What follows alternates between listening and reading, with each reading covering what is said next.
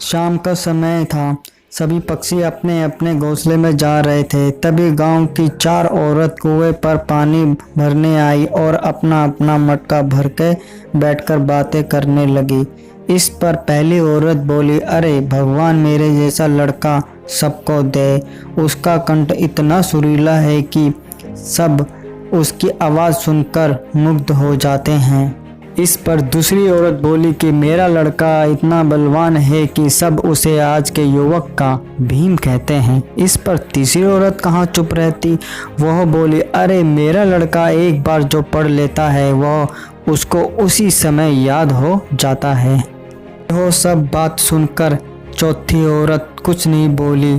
तो इतने में दूसरी औरत ने कहा, अरे बहन, आपका भी तो एक लड़का है ना, आप उसके बारे में कुछ नहीं बोलना चाहती हो। इस पर उसने कहा कि क्या कहूँ, वो ना तो बलवान है और ना वो अच्छा गाता है। यह सुनकर चारों स्त्रियों ने मटका उठाया और अपने गांव की ओर चल दिया।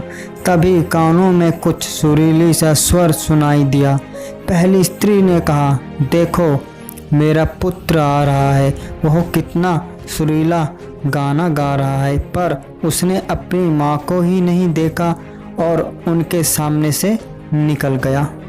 अब दूर जाने पर एक बलवान लड़का वहाँ से गुजरा।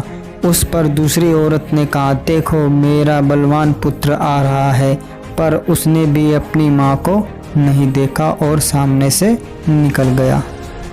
तभी दूर जाकर एक ध्वनि उनके कानों में पड़ी। तभी तीसरी औरत ने कहा, देखो मेरा बुद्धिमान पुत्र आ रहा है।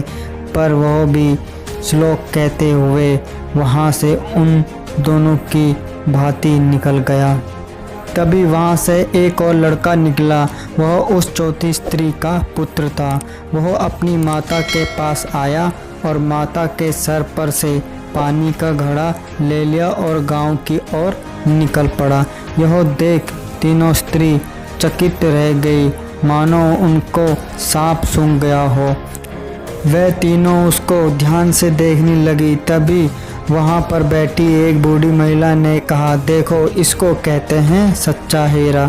सबसे पहला और सबसे बड़ा ज्ञान संसार का होता है, जो किसी और से नहीं बल्कि स्वयं हमारे माता पिता से प्राप्त होता है। फिर भले ही हमारे माता पिता शिक्षित हो या ना हो, यह ज्ञान उनके अलावा दुनिया का कोई भी व्यक्ति नहीं दे सकता।